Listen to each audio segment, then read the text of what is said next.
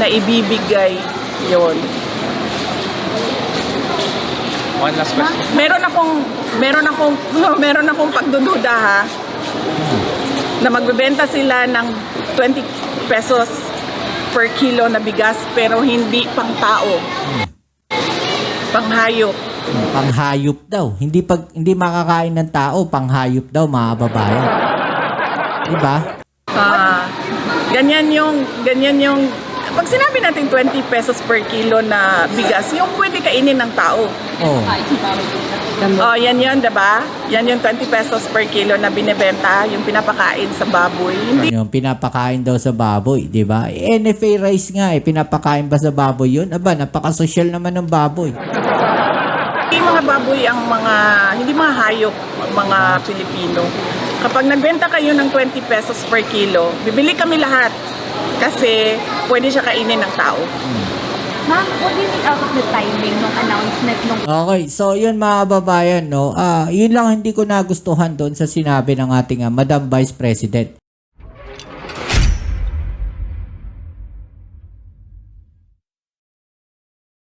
Yan, no, mga kababayan. Pero eto, no, pagtuunan din natin ng pansin, mga kababayan, eto nga sinabi ng ating Vice President Sara Duterte. No, dahil sabi nga niya dito, binubudol na naman nila yung tao, no? Bitter. Pasensya na po, Vice President Sara Duterte. Nilirespeto ko rin kayo, no?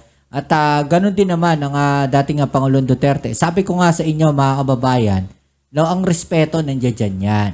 Diba? Hindi mo pwedeng hindi irespeto yung mga yan dahil sila yung Vice President, sila yung dating Pangulo, yung Pangulo ngayon, ng Pangulong Bongbong Marcos, no? Kabastusan kung hindi mo sila irerespeto. Hindi kagaya ng ibang mga wag na natin lahatin, no? Hindi naman siguro lahat ng mga DDS supporters, 'di ba? Mga nandiyan sa kabilang parlor mga ganun. 'Di ba? Gumagalang pa rin 'yan. No, may respeto pa rin 'yan. Ialis na lang natin yung mga vloggers na talagang mga salaula. Yung mga minumura yung pangulo natin. Yan yung mga taong hindi ka respeto, mga walang respeto 'yan. 'Di ba? Nagigigil na naman ako doon sa mga vloggers na 'yan, yung mga nagmumura diyan. Salamat kayo, hindi ako palamura na vlogger. Kung palamura akong vlogger, baka nakatikim din kayo na sangkaterpa sa akin. No, I respect.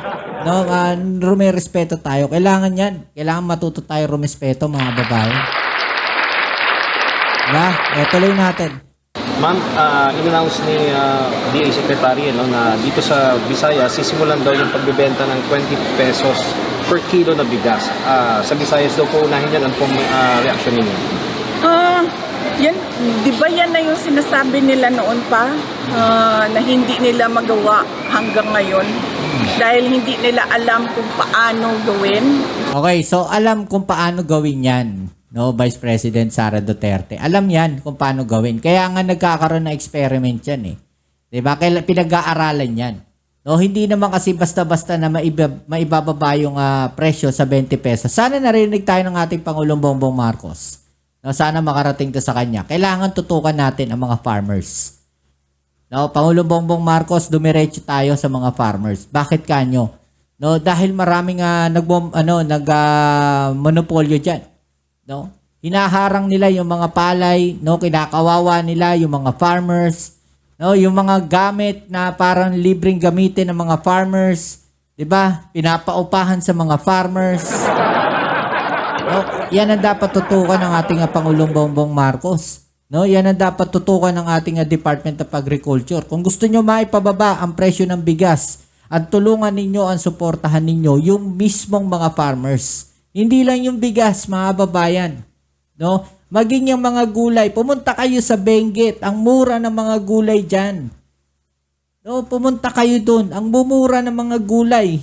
No, masyado nga nilang binababa yung presyo sa merkado, sa bagsakan Kaya napupwersa yung mga nagtitinda ng gulay mula dyan sa Benguet, no, na dahil sa sobrang baba, lugi na sila. No, pagtatanim pa lang, puhunan sa pagtatanim, yung pagod sa pagtatanim, yung pag-transport nila mula sa bukid, papunta dun sa bagsakan, Diba? Papunta sa Baguio, papunta sa NVAT. Diba? May dagdag pa yun. Pati yung pagbabalot ng mga yan, may mga bayad pa rin yan. No? Kawawa. Bumababa na yung presyo ng mga gulay. No, lugin-lugi sila. Ngayon, kung mismong gobyerno, no, on Department of Agriculture, hello po, hello. Ang gawin ninyo, dumiretso kayo sa mga farmers. Kayo mismo ang bumili sa mga farmers. At kayo ang magbagsak. No, yun yung gawin ninyong sistema, pag-aralan ninyo. No, kayo ang magbagsak doon sa mga bagsakan o bumili kayo sa mga farmers, then kayo yung mag-distribute o magbenta sa mga palengke.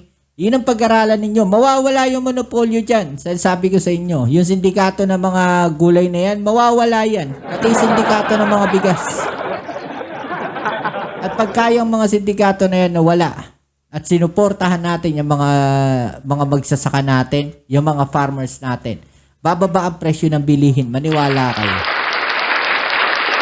Oh? At dahil, sa totoo lang, nung Sabi ko nga po, mga babae, pag mali, mali. No? At pag tama, tama. Yan ang gagawin natin. Yan ang sinasabi ko palagi. Pag mali yung ginagawa sa gobyerno, papansinin natin. Magsasabi tayo ng ano dapat nating gawin. No? Baka kasi sakaling mapansin ang ating gobyerno. No? Baka kasi mas yung ating mga sinasuggest ay naririnig nila. Baka karating sa kanila. 'Di ba? At mapansin at magawa po nila na baka makatulong tayo. Baka sa batikusin natin. Kung sinabi yung 20 pesos per kilo na bigas, ay nagsinungaling yung nagsabi. Oh, paano doon? Wala naman siya ibang pwedeng pag-anuhan dito, kundi Pangulong Bongbong Marcos, 'di ba? Si Pangulong Bongbong Marcos yung nagsabi na 20 pesos ibababa ng 20 pesos per kilo yung bigas. Mga babayan, 'di ba? Bakit ganon, Vice President BP Sara? 'Di ba? Dapat suporta natin. Manong sabihin natin, di maganda, good news kung maibababa nila ng 20 pesos per kilo ang bigas. 'Di ba? Pero kung para sabihin pa natin na nagsinungaling, 'di ba? Makikita natin no, na merong something, mga kababayan. Imbis na suportahan, imbis na tulungan, no, imbis na suportahan yung mga proyekto na 'yan, mga kababayan, no, hindi, binabatikos pa. Alam niyang hindi kayanin, pero pinaasa niya ang mga tao. Hindi sa ganon, Vice President. Kaya yan, kayang gawin yan. Kailangan lang pag-aralan. Hindi pinaasa. No? Dahil pinag-aaralan talaga yan. Hindi sa pinaasa. What if, no, nagawa yan? Sasabihin pa ba natin na pinaasa? O what if may ginagawa pala talaga ang gobyerno? Diba? Anong iisipin ng mga sambayan ng Pilipino pag sinabi nating pinaasa? Napakapangit ng dating. Diba? Huwag ganon, Vice President. Huwag ganon. Na ibibigay yon. One last question. Meron akong pagdududa ha, na magbebenta sila ng 20 pesos per kilo na bigas pero hindi pang tao. Di ba? Hindi raw pang tao. Ibig sabihin doon, hindi makakain ng tao. Pero ano ba sabi ng Department of Agriculture, ng DA? Di ba? NFA rice. Di ba? So ibig sabihin, makakain pa rin 'yan. Di ba? So sobrang advanced nila, mga kababayan, no, nag-i-input na agad sila ng senaryo sa isipan ng mga tao. Okay? So sinasabi nilang ganun. So ano magiging ng mga tao? No, pag nakita nila yung 20 pesos per kilo na bigas, na pwede naman kainin, 'di ba? Na pwede naman pala, posible naman pala, pero ang sinabi niya is ganon, no, na hindi pwede sa tao, yun na agad yun nasa tatak ng isip ng tao. Naka-mindset na kaagad yun. No, ay hindi po pwedeng kainin yan, huwag kayong bibili niyan. 'Di ba? Pero kung hindi niya sasabihin na ganon, hindi iisipin ng tao yun. No, hayaan natin yung tao humusga. No, kung yung 20 pesos per kilo na bigas na yan, makakain o hindi, hayaan natin yung tao ang humusga. Huwag nating husgahan kaagad. No, huwag nating i-input sa kanila na hindi makakain ng tao yan. Diba? Huwag ganon. Hindi ganon dapat.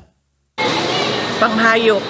Panghayop daw. Hindi makakain ng tao, panghayop daw, mga kababayan. Diba? Per kilo na bigas pero hindi pang tao. Panghayop. Kanang ginatawag nila og ano sa bana siya. Paano nila nasabi na panghayop hindi pa nga nila nakikita? Diba? Hinala pa lang nila yon. No, yung hinala na yun, nag-input na sila ng detalye sa isip ng tao. Diba? So, ang iisipin ng tao agad, hindi pwedeng kainin niya panghayop yan. Sa murag lamaw. Maitim. Oo. Ganyan. Ganun ba yung bigas ng NFA, sir? Diba? Hindi niya alam kung ano yung bigas ng NFA. Diba? Hindi ba nakakakain si Vice President ng bigas ng NFA? Baka hindi, no? Hindi ko lang din alam. Nagtatanong lang ako, mga kababayan, ha? Baka hindi sila, no, aware doon sa bigas ng NFA na binibili, no, ng mga kababayan natin na on budget lang talaga. Diba? Po, pwede naman po yung kainin yung NFA, Madam Vice President. Pwede po kainin yan. Hindi naman po pang hayop yan, yung NFA na yan. Pagkain po ng mga Pilipino yan, na mga nasa ibaba. Diba? Huwag naman po nating sabihin, Madam President, Madam Vice President, na yung NFA rice ay pagkain po ng hayop. Huwag naman po ganon. Ganyan yung pag sinabi natin 20 pesos per kilo na bigas, yung pwede kainin ng tao. Oh. Oh, yan yun, diba? Yan yung 20 pesos per kilo na binibenta, yung pinapakain sa baboy. Hindi Yung pinapakain daw sa baboy, di ba? NFA rice nga pinapakain ba sa baboy yun? Aba, napaka-social naman ng baboy. mga baboy ang hindi mga hayop, ang mga Pilipino. Kapag nagbenta kayo ng 20 pesos per kilo, bibili kami lahat. Kasi pwede siya kainin ng tao. Ma'am, what do you think out of the timing ng announcement nung Okay, so yun mga kababayan, no? Yun lang hindi ko nagustuhan doon sa sinabi ng ating Madam Vice President. No, na parang lumalabas yung bigas na sinasabi ng ating gobyerno na ibebenta 20 pesos per kilo, sinasabi niya kaagad no, na hindi pwedeng kainin ng tao at yun ay parang sa hayop lang daw. Okay, so hindi ko alam kung ano yung mindset, no, kung ano yung iniisip ng ating Madam Vice President. Pero kayo na humusga, mga kababayan, no? Ay comment nyo na lang po dyan sa ibaba ang inyong mga opinion. At yan ang ating pag-usapan, alright? Kita tayo sa ating next video upload. Ito mula ang Mobs sa Mobs TV. Peace. I'm out.